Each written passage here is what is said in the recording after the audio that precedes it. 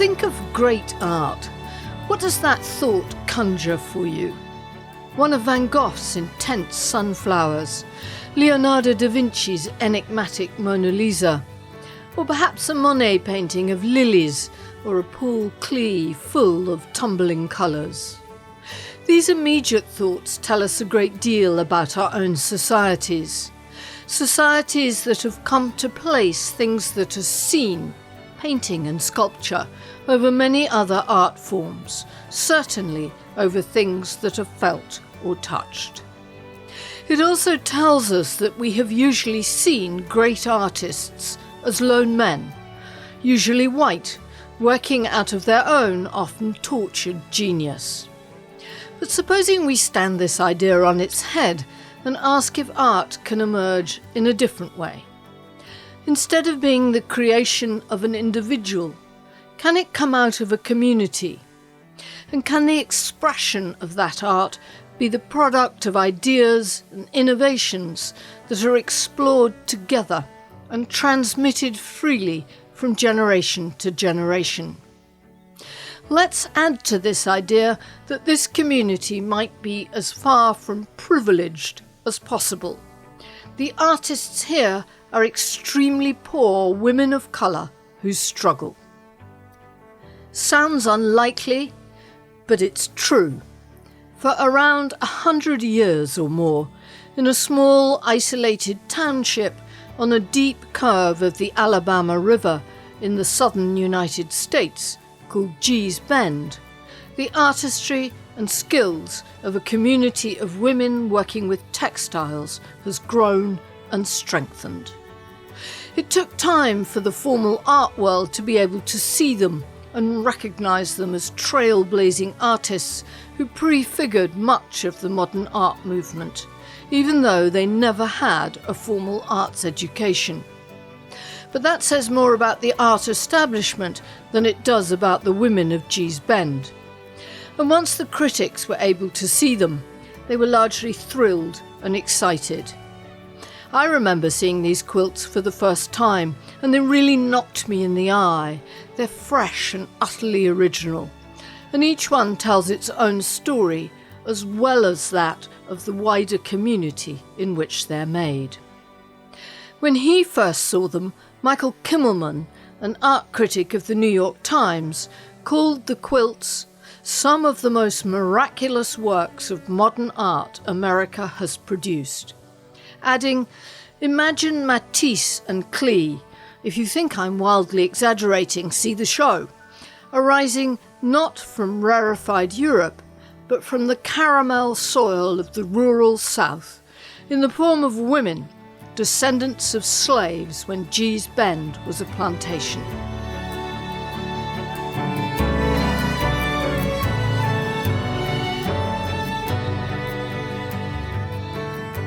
Welcome to the second series of Haptic and Hughes' Tales of Textiles. I'm Jo Andrews. I'm a hand weaver interested in how cloth speaks to us and the impact it has on our lives. Each of the episodes in this series takes an emotion and unravels how we express that feeling in textiles. This time we look at one of humanity's universal needs, a feeling of comfort. And to do this story looks at the quilt-makers of Gee's Bend, who have produced work that has challenged our ideas about art and changed our perceptions of what it is. This podcast tries to answer the question of how the women of Gee's Bend have done this in the process of creating comfort for their families. Well, it was cold down here. We didn't have a whole lot. In the way of keeping your children warm and stuff like that. We didn't have a whole lot. So we took what we had and we made what we needed. If you needed a quilt on the bed, that's what you made. If you needed a quilt to hang to the windows, because those old houses were really raggedy, some of them, right? No insulations in the walls, and some of them were in such bad shape, you can actually look through the floor onto the ground. But yet and still, you don't want your children to be cold, So you made enough for to hang on the wall, to spread on the floor, to spread on the wall, to hang over a window, plus the bed. That's Mary Margaret Petway, and when she says we didn't have a whole lot, she means that in a way which would be hard for many of us to grasp. There are some good photographs of Gee's Bend taken in the 1930s, some of which I've posted in the show notes for this episode. At that time, people were living without running water or electricity in incredibly ramshackle log cabins. They used newsprint to line the walls. Things did change somewhat, but it's never been easy. I mean, it's what we're used to. We grew up poor, okay?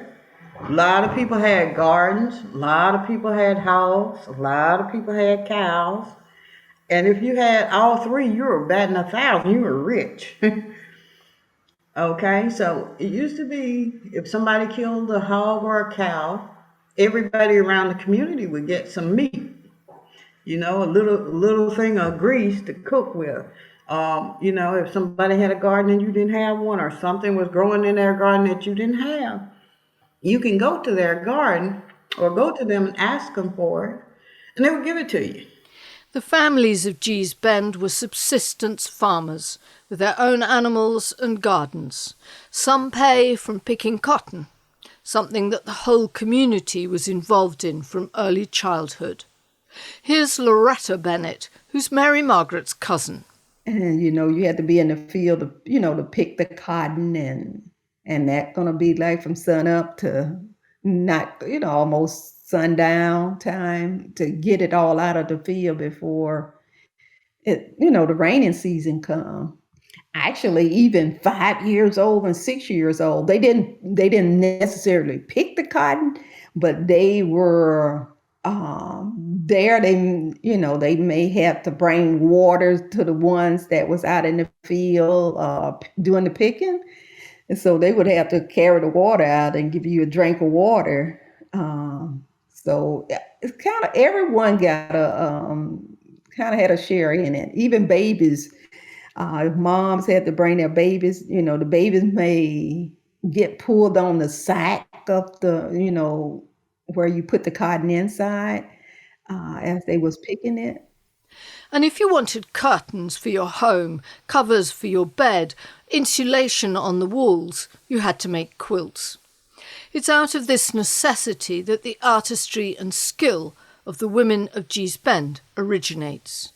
Mary Margaret says they used anything and everything for quilts. They would use speed sacks and take time and rip them. And actually, if you rip it just right, you can save the thread, so you can do what they used to call whooping in a quilt with it. And they use feed sacks, old pieces of sheet, old pants, old dresses, old shirts, just whatever they can get their hands on. And here's one element in the originality of the Gee's Bend quilts, the ability to make use of anything that comes to hand. The pop art movement developed in the 1950s and 60s in the UK and the US, with its rejection of museum art and its embrace of the ordinary and the commercial. But the women of Gee's Bend had got there long before that, because they had to. Both Mary Margaret and Loretta are accomplished artists. Their quilts hang on the walls of museums and galleries round the world. They have no formal art education, but Gee's Bend was in its own way a tough school. Both of them described themselves as growing up under the quilt. Here's Mary Margaret.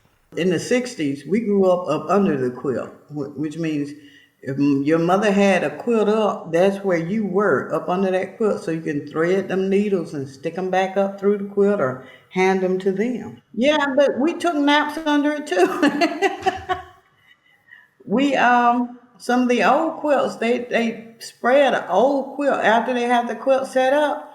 They spread a really old raggedy quilt up under there for the children to sit on and play with and practice their ABCs and stuff on.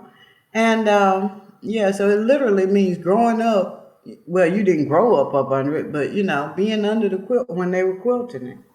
And this was very much a family activity. Women did not quilt alone. They learnt from each other and passed ideas amongst themselves, as Loretta explains. That's what you call a quilting bee.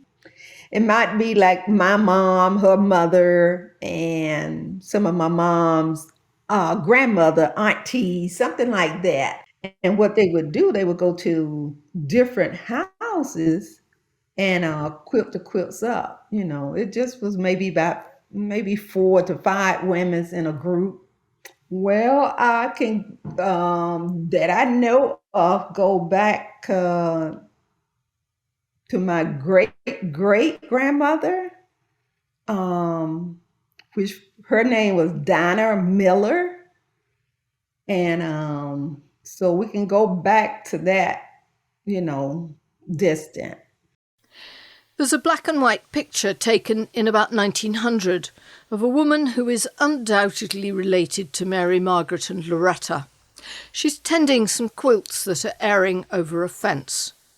The quilts in front of her are startling in their originality. In Gee's Bend, these were almost impromptu exhibitions.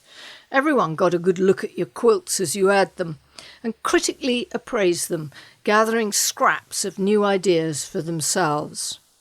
This is one of the ways in which their artistry was valued and honed.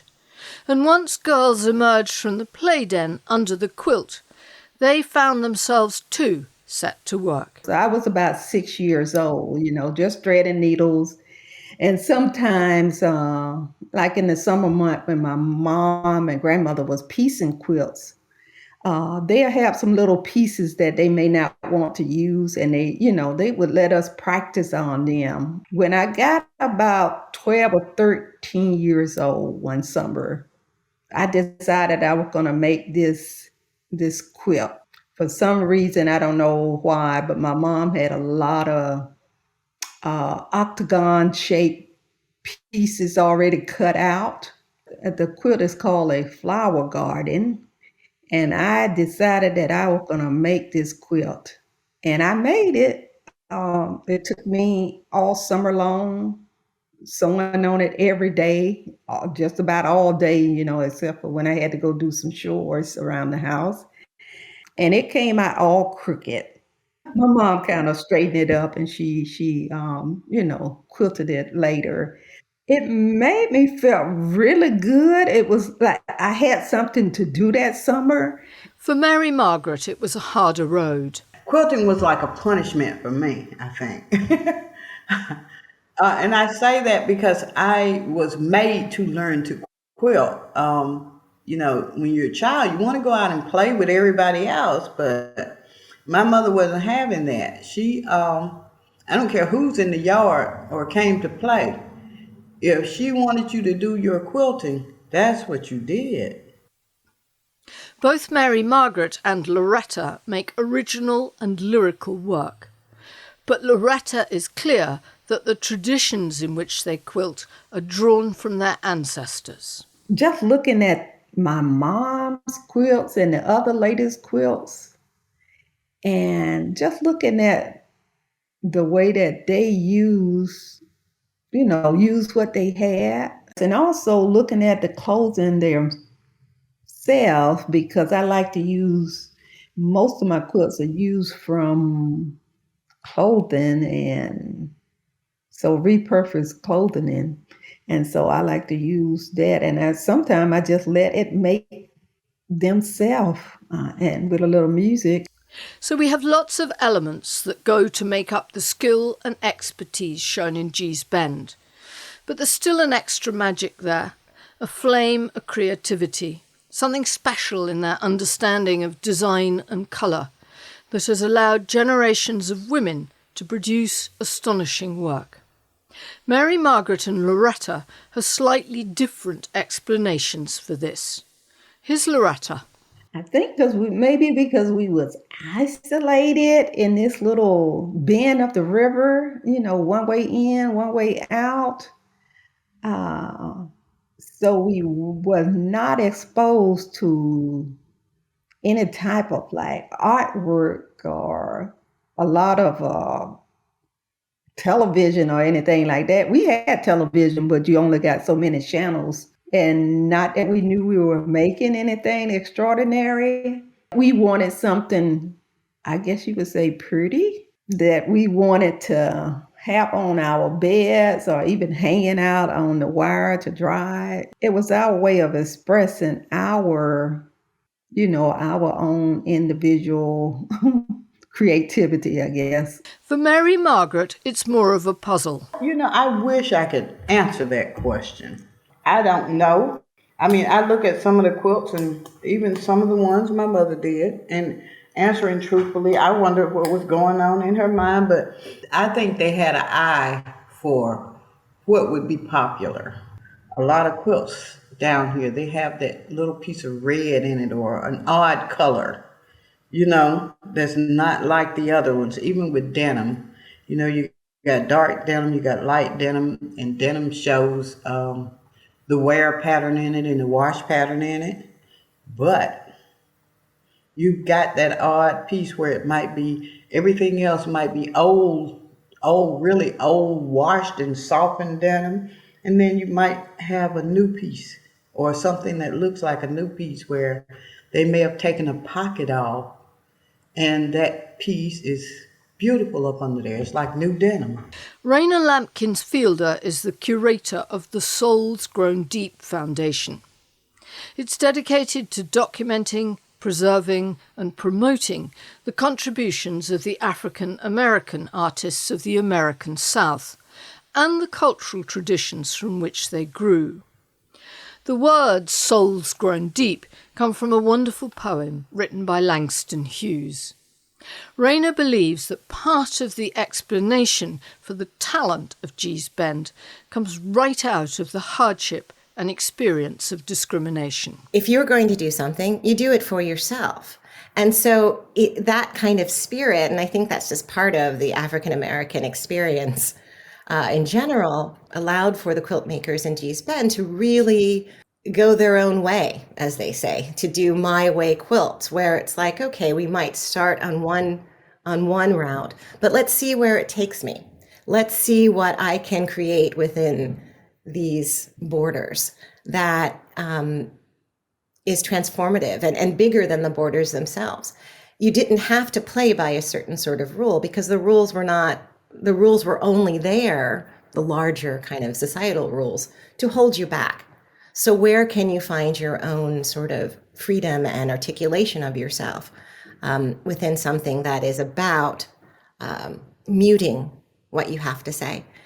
And so, if you're a little bit more isolated, well, you can do what you want. And I think that is one of the things that kind of leads to that Gee's Bend style, that almost indefinable Gee's Bend style that is so captivating to the rest of us looking in on what is produced in that area, because it's like almost this tug and pull between a restriction of the border, but then all of the majesty and improvisation and intention and story and biography and art that can occur within those borders. We see that there's something different about it. We feel it, we sense it. That's one of the things that's so remarkable about these works. It took time for an understanding of what was happening in Gee's Bend to seep into the outside world.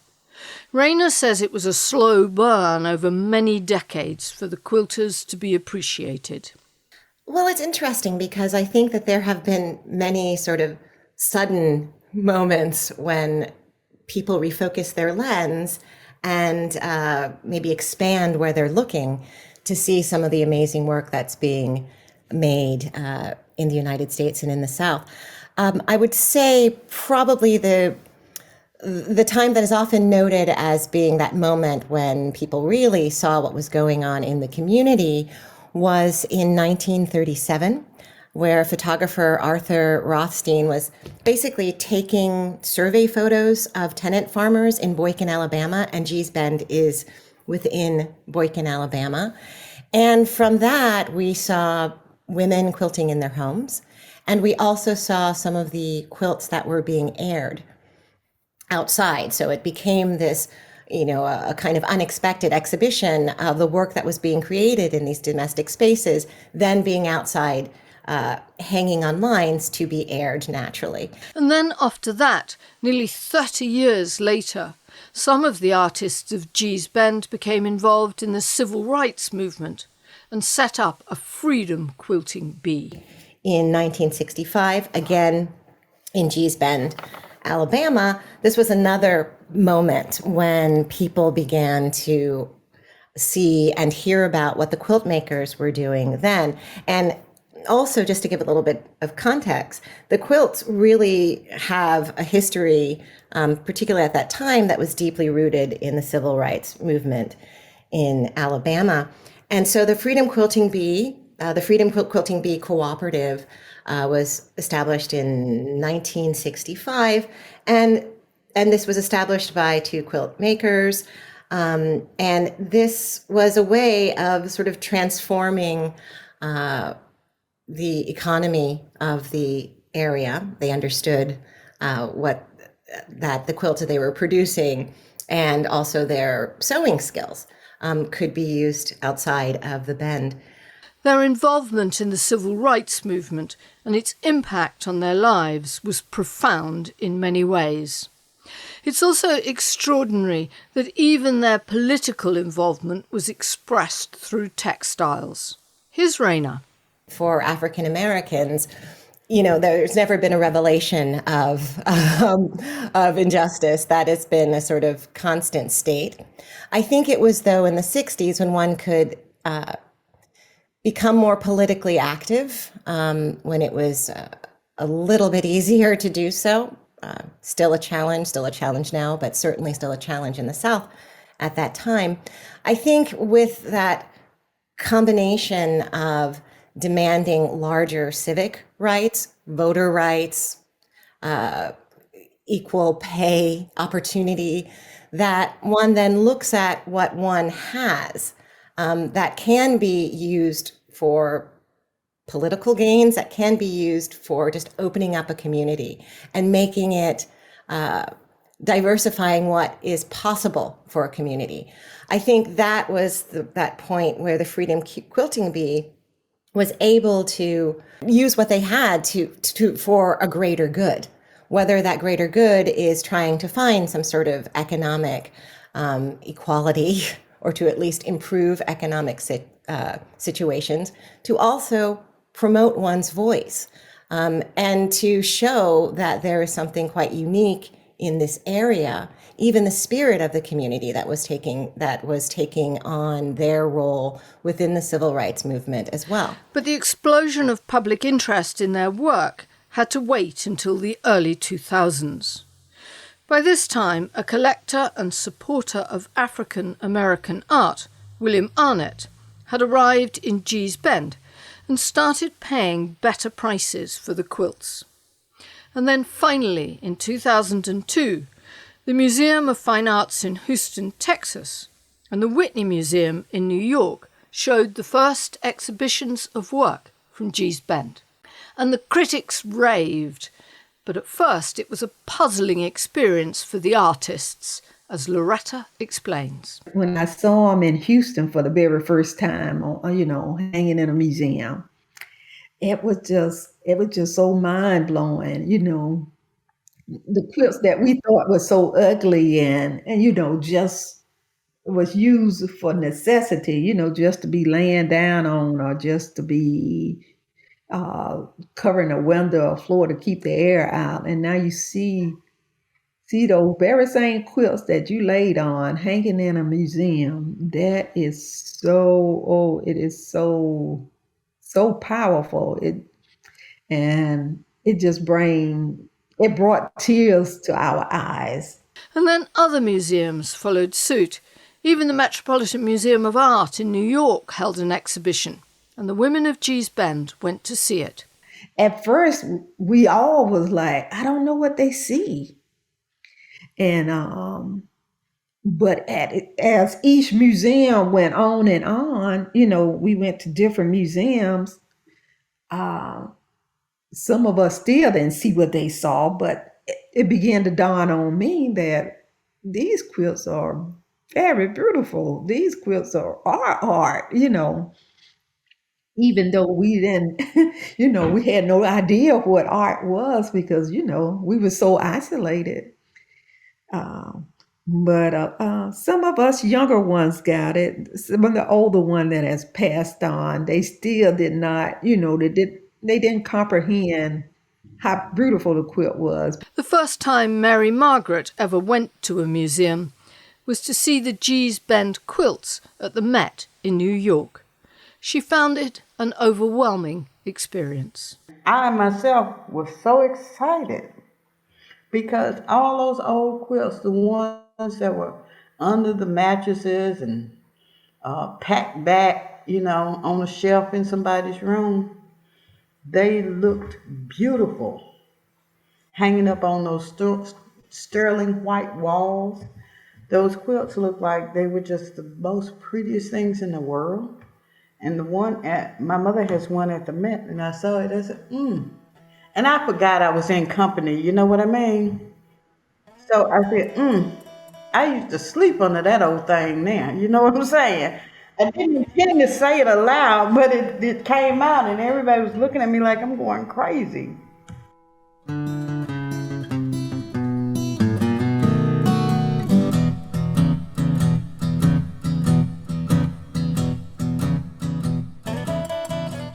To me, the quilts have the elegance and emotional power of blues music, which also originates in the African American experience in the Deep South and draws its traditions from work songs and spirituals.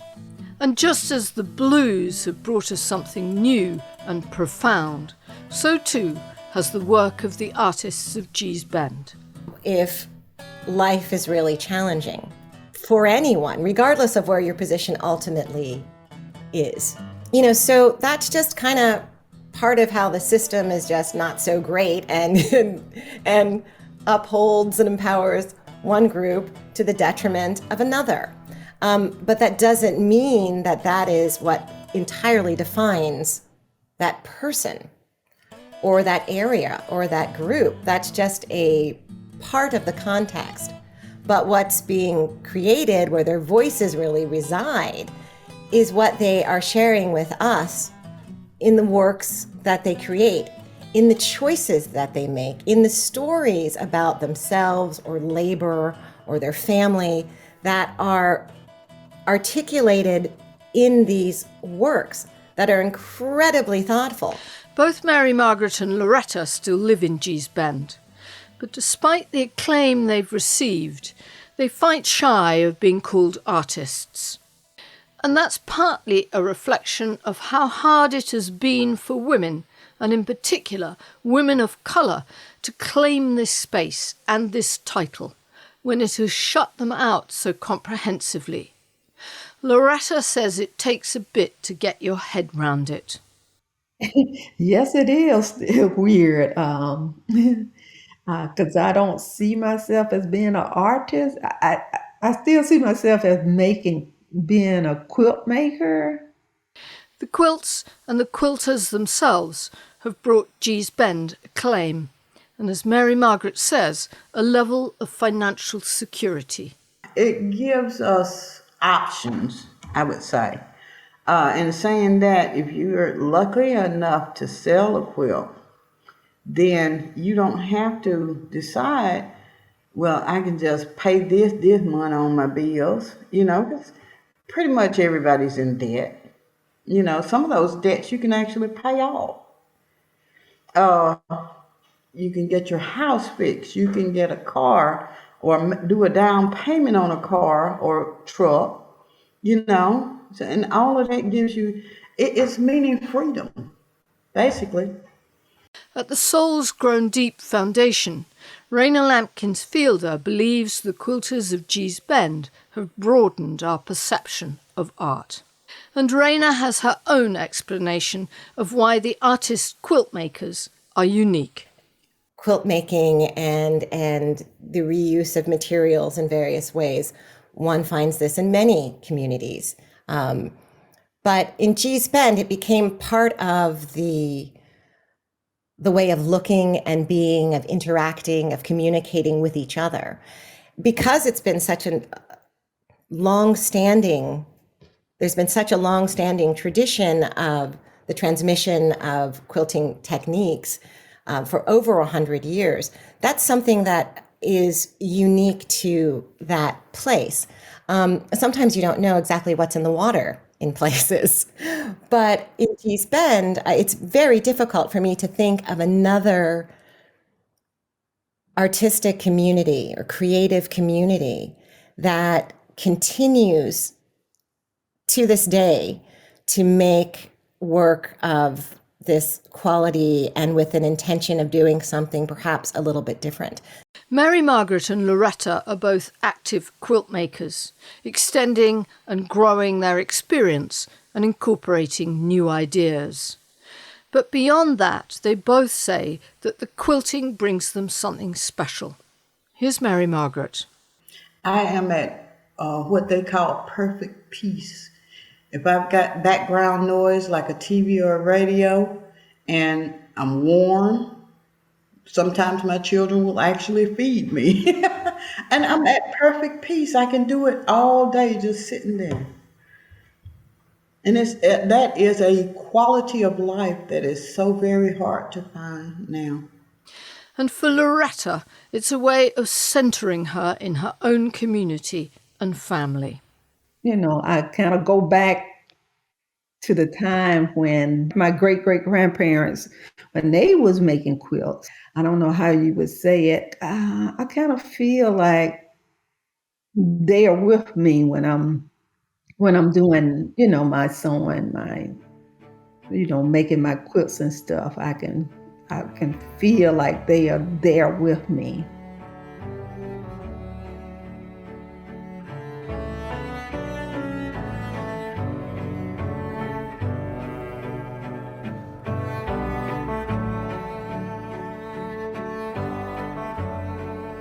This episode of Haptic and Hue was narrated and edited by me, Jo Andrews.